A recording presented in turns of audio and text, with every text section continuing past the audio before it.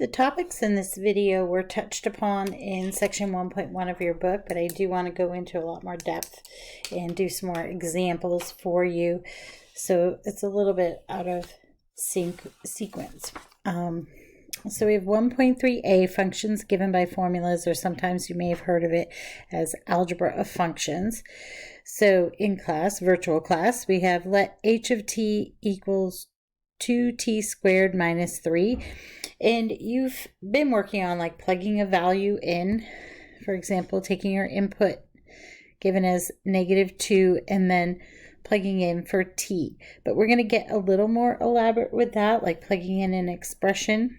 I think you touched on that in 1.1. But also we have this, what we call the difference quotient here, and you might want to see that done out, as well as some more complicated problems, like when we have our function set equal to a number and we have to solve. You probably haven't seen too much of that. Okay, so I will start with number 1a here. Find h of -2. So everywhere we see t, we're just going to plug in -2. You probably can do these on your own if you want to do them as classwork and then check back for what the answers are. So we have 2 times -2 squared minus 3. And for these, you can just kind of keep writing across if you want, if there's not much room there.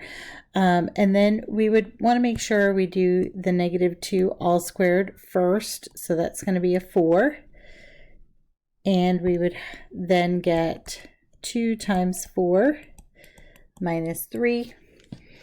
And our answer would be 8 minus 3, which is 5. At this level, you can really start streamlining your steps, as long as you show me a couple of things when there's work to be shown. Even this one, I would say, well, at your level, you could do it in your head for pre-calc. If you were having it be more complicated, show things out, especially if you want partial credit. So the next one is 5t. So now I have an expression to put in there. So same thing, equals 2 times 5t. Anywhere I see the t, I'm now going to put 5t. So that would be squared and then minus 3. I'm just going to alternate colors here. So be careful with this one because it's tempting just to make that be 5t squared, or sometimes people want to multiply first there and go, it's just easy if you're not paying attention to do that. So be careful. You want to do your exponent first, and you need to apply the power or the product to power rule. So it's going to be 2 times 25 because we have to do 5 squared first, then t squared minus 3, and then crunch those numbers and you would get 50t squared minus 3. And we do not distribute over multiplication. So we're not going to go like, 2 times 25 and then 2 times t squared. That we don't do that. Just 2 times 25 is 50 times t squared. We get 50t squared.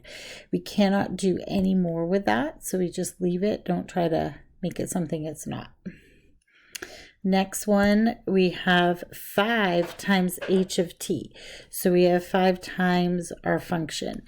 So we're going to write this as 5, and then h of t is represented by 2t squared minus 3. So I write that right where h of t should be, and then I go ahead and distribute that 5, because I do distribute over plus or minus, just not multiplication. So I would have here 5 times 2 is 10 times t. Same as up here, I wouldn't double dip. And then minus 15. And that's the answer for part C.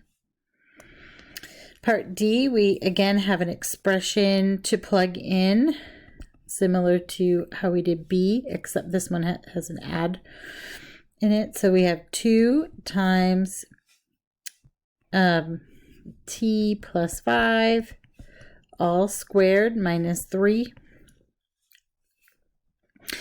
And again, be careful, follow your proper order of operations. We would have 2 times t plus 5 all squared. So that's going to be t squared plus 5t plus 5t, which is 10t.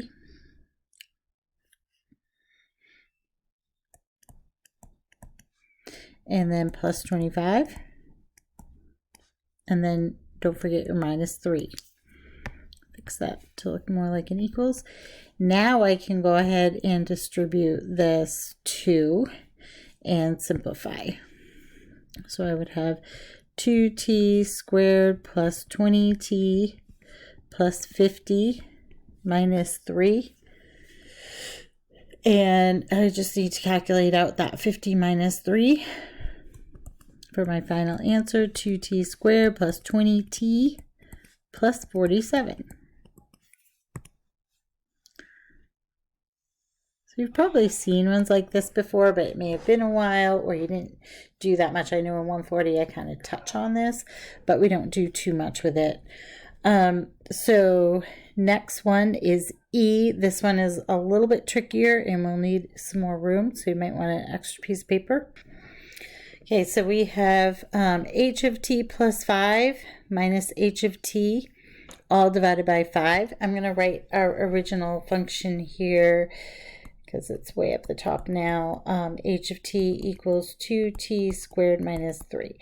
So really what I'm doing is I've actually figured out this h of t plus 5 already. I figured it out right here. So I could have just done it from scratch if I hadn't done that already, but since I have, I'm going to go ahead and just put that in there. That's the same exact thing. So I'm going to go ahead and write 2t squared plus 20t plus 47. But I'm not done yet because I have to subtract off my original function here to do that. Okay, so that one's there. This is my original is going to be minus 2t squared minus 3. So I just took that from right up here. Okay, and then all divided by 5 because that's what this says right here, doing that part. So now I just need to distribute the minus here and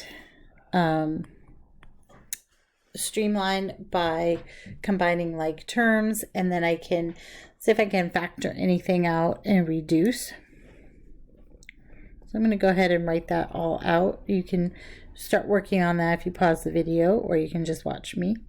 Okay, so I distributed and just wrote that out, and now here you might notice where we have 2t squared minus 2t squared, so we can literally cancel those out. So that works out really nicely. And then I'm going to combine like terms, so I have 20t plus 50 all divided by 5.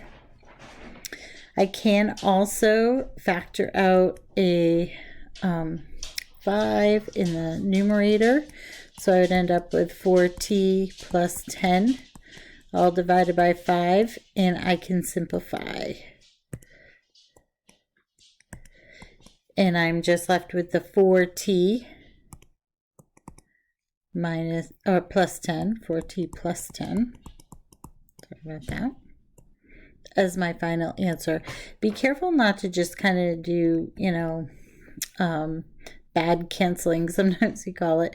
You can, because people tend to make mistakes with that. You really can only reduce, or slang is saying cancel. You can only reduce factors with factors, not just with terms. So you want to be precise and write it out properly. Okay, so I'm moving the page up. As I do that, I am rewriting the original, which is here in the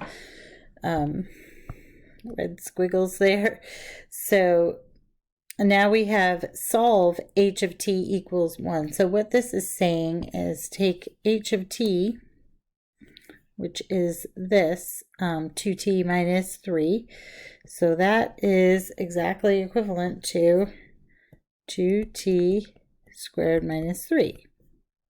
They're one and the same, equals -1.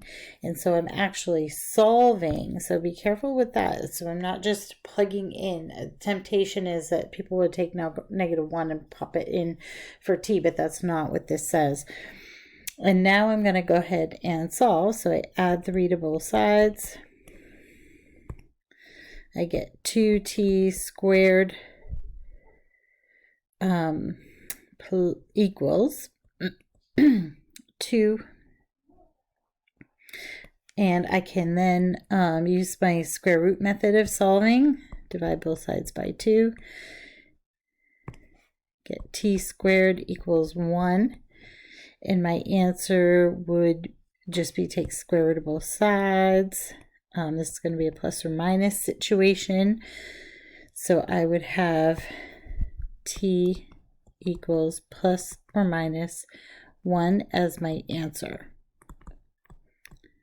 And then normally we check, make sure it's in the domain, that it's not an extraneous result. Well, I am just having a quadratic, so it's all good there. I don't have any domain restrictions. So I'm done with that one. This one's a little different here because I'm setting that function h of t equal to t. So I'm going to do a similar setup. So I would have 2t squared minus 3 to represent my h of t, and then equals t. But now I'm not going to use the square root method. That's not going to work out so nicely for me. I am going to set equal to 0. I'm going to use that method, and I'm actually going to factor it because it comes out to be very nicely factorable. So I'm subtracting t from both sides. So I get 2t squared minus t minus 3 equals 0. And then I'm going to factor. First look for any common factors. Don't have any. Set up my little parentheses. Let's try 2t times t would give me 2t squared. Now let's see. My only choices for the other ends are 3 and 1. I know I need to have kind of a smaller number in here. Like a tighter fit of pairs.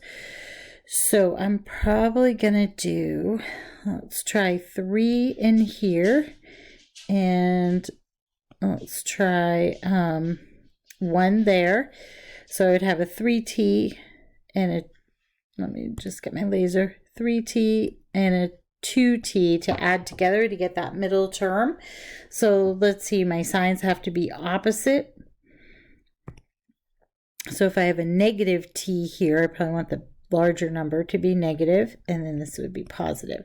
Now I'm just going to do a quick check on that. So I have negative 3t, and then I also have, for my middle term, a plus 2t, and that would give me a negative 1t, which is what I'm looking for. So that's just my little check. Should be pretty fluent with factoring at this point for pre-calc. If you are not, then you want to review that. I can send you some things or look at some things that I've posted in the review materials.